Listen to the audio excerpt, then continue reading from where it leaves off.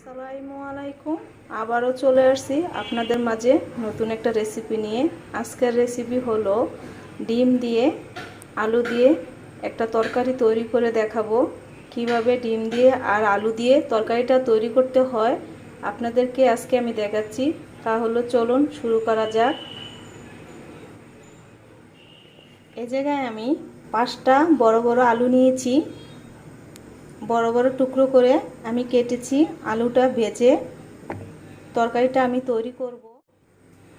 প্রথমে আমি পরিমাণে একটু লবণ দিয়ে ডিমটাকে মেখে নেব। পরিমাণ মতো হলুদের গুঁড়া দিয়ে আমি ডিমটা মেখে তারপরে আমি ভেজে নেব। ফ্রাই প্যান কড়াই আমি চুলায় বসিয়ে দিয়েছি। তারপরে তেল দিয়ে দিয়েছি। তেল আমার গরম হয়ে গিয়েছে। এখন আমি ডিমগুলা দিয়ে দেব।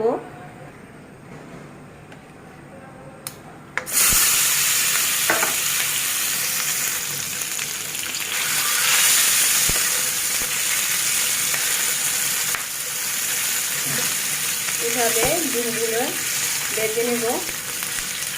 আজকে আমার ডিমগুলো বেশি ভালো করে নেই, নতুন ডিমগুলো ছিল, তার জন্য খোলার সময় ডিমগুলো একটু ফ্যাকাশে ফ্যাকাশে হয়ে গিয়েছিল।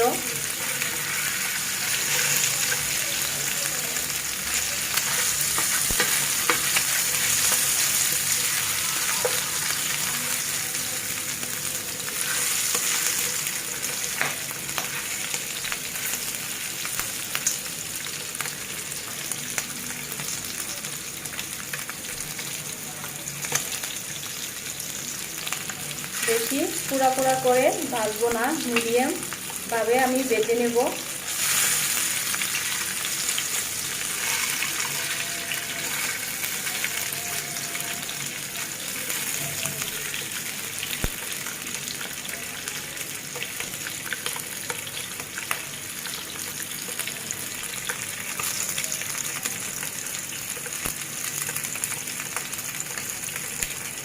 এখন আমার ডিমটা ভাজা হয়ে গিয়েছে।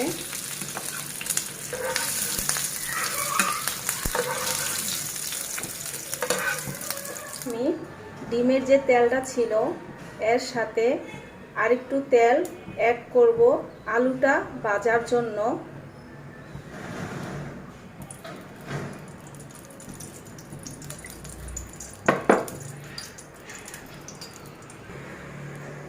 এখন আমি আলুটা দিয়ে দিব।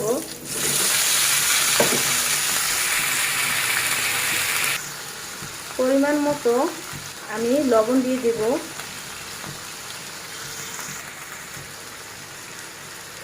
পরিমাণ মতো হলুদের গুঁড়া দিয়ে দেব।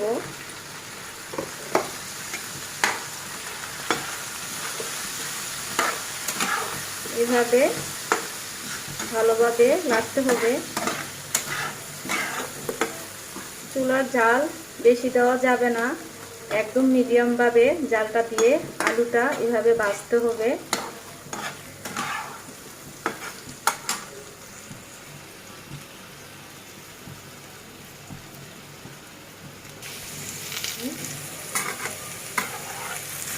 আমি আলুটা আর কয়েক সেকেন্ডের মতো ভাজা হয়ে যাবে। এরকম করে আপনারা ভেজে নেবেন আলুটা, দেখবেন এই ডিমের তরকারিটা খেতে খুবই একদম মজাদার। সেম আমি যেভাবে দেখিয়েছি আপনাদেরকে এইভাবে আপনারা করিয়ে নেবেন।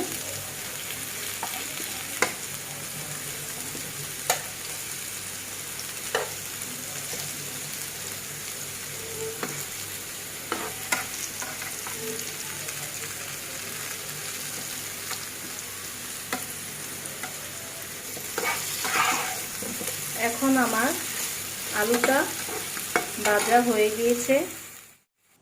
আমি এখন ফ্রাইপ্যানে তেল দিয়ে দিলাম। পরিমাণ মতো তেলটা আমি দিব। পেঁয়াজ কাঁচামরিচ কেটে রেখেছি দিয়ে দিলাম।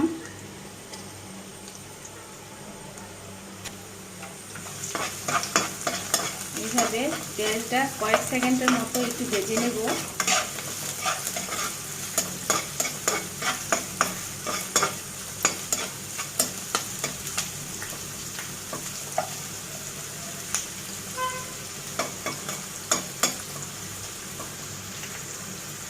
পরিমাণ মতো পানি দিয়ে দিলাম।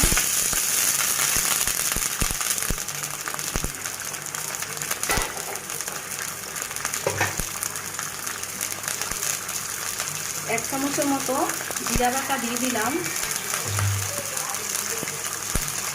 এক চা চামচের মতো মরিচের বাটা দিয়ে দিলাম।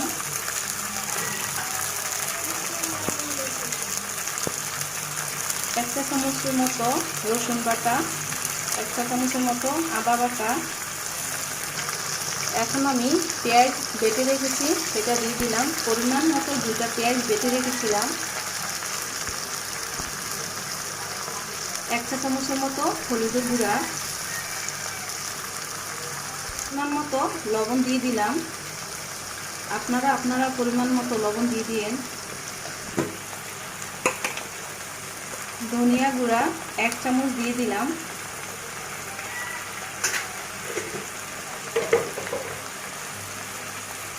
এইভাবে আমি 2 মিনিটের মতো মশলাটা কষিয়ে নিব।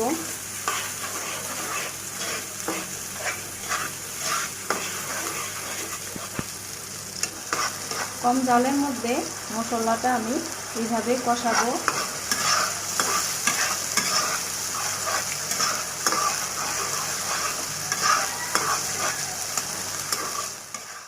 এখন আমি ভাজা আলুটা দিয়ে দিলাম।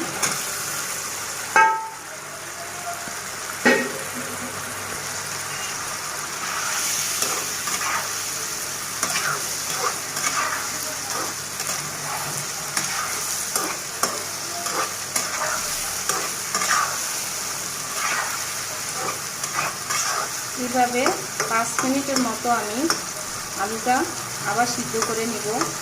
কষানোর মধ্যে সিদ্ধ হবে, কোনো পানি আমি ওই জায়গায় দিব না। একদম কম জালের মধ্যে এটা আমি সিদ্ধ করব। 5 মিনিটের মতো রেখে দিলাম। এর মাঝে আমি একটু আলুটা নেড়ে দেব।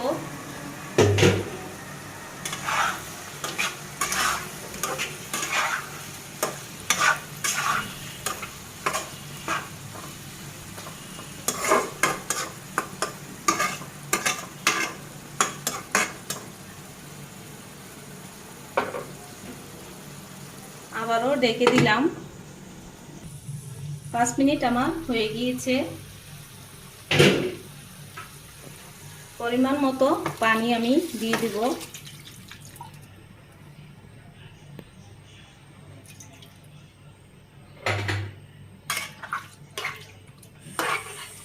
এখন আমি চুলার জালটা বাড়িয়ে দিলাম।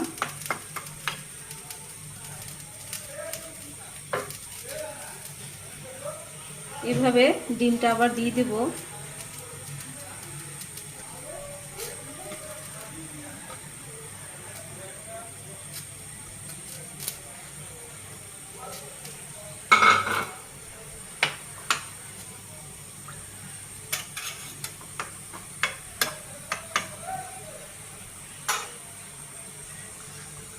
এখন আমি আবার 4 মিনিটের মতো ঢেকে দেব। 4 মিনিট হয়ে গিয়েছে। এখন আমার ডিমের তরকারিটা একদম কমপ্লিট।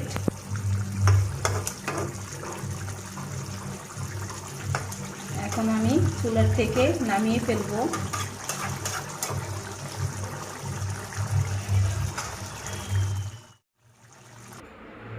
তৈরি হয়ে গেল আমার ডিমের তরকারি আলু দিয়ে।